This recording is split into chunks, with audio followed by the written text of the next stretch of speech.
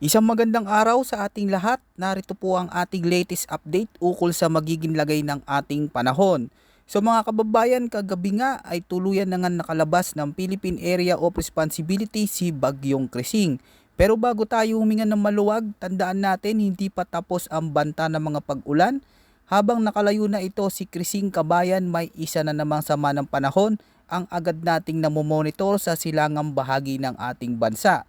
So ito nga po ay posible na maging ikaapat na bagyo na papasok sa loob ng ating Philippine Area of Responsibility by next week. Isang bagong bagyo na naman kabayan, hindi pa nga tayo lubos na nakakabangon sa gupit ng Krising. May bago na naman na banta ng bagyo, so hindi lang po isa ito kabayan, posible po na tatlong bagyo ito.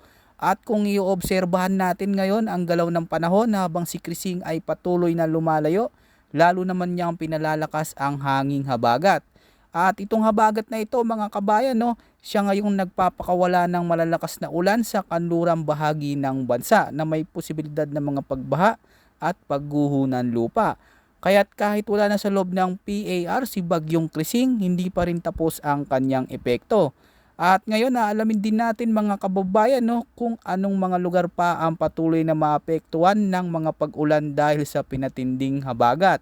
Pero kung bago ka pa lang sa ating channel at kung gusto mo maging updated ka sa lagay ng ating panahon, i-click mo lang ang subscribe button. So narito po mga kabayan ang latest rainfall forecast na inilabas ng Pag-asa ngayong araw dulot ng malakas na epekto ng habagat. Asahan ng mga pag-ulan na 100 hanggang 200 mm sa La Union, Benguet, Pangasinan, Tarlac, Zambales, Pampanga, Bulacan, mga probinsya sa Cavite, Batangas, Occidental Mindoro at sa buong Metro Manila. Samantalang nasa 50 to 100 mm naman ang inaasahan sa mga lugar sa Ilocos Norte, Ilocos Sur, Occidental Mindoro, Romblon, Palawan, Aklan, Antique, Iloilo, Guimaras at sa may Negros Occidental. Para naman bukas, July 21, patuloy na makakaranas ng mga pag-ulan na posibleng umabot sa 100 to 200 mm sa Zambales, Bataan at sa Occidental Mindoro. Habang may mga pag-ulan naman na 50 to 100 mm sa Pangasinan, Tarlac, Pampanga, Bulacan, Metro Manila, Cavite, mga probinsya sa Batangas, Oriental Mindoro, Romblon, Aklan at sa may Antique. So alamin na muna natin ngayon mga kabayan, no, yung panibagong banta nga po ng sama ng panahon na binabanggit natin o pang-apat na bagyo na posibleng mabuo sa loob ng ating Philippine Area of Responsibility. Base sa track at intensity outlook na inilabas ng Pag-asa, inaasahan na magpapatuloy si Krising sa west-northwest na direksyon patungong southern China habang lumalakas pa ito sa labas ng Philippine Area of Responsibility. Bukod dito, meron ding nilabas na bagong tropical cyclone threat potential forecast ang Pag-asa. Mula week 1 from July 18 to July 25, nasa labas na si Bagyong Krising. Pero merong inaasahan na bagong low pressure area na lalabas ulit sa may northern Luzon mga kabayan, no. Ito nga po ay may mataas na chance na maging isang bagyo.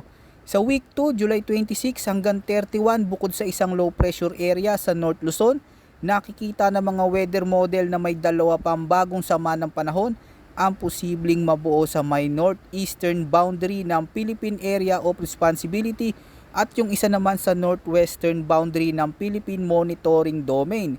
Gamitin natin ang European model para makita natin ang mga paggalaw nito. Habang nakalabas na si Krising, masusundan siya ng isa pang bagyo na mabubuo sa loob ng PAR sa may bahagi ulit ng North Luzon. After nyan, may mabubuo din sa may kanluran at silangang bahagi ng bansa na magiging dahilan para lumakas ang habagat sa mga susunod na araw.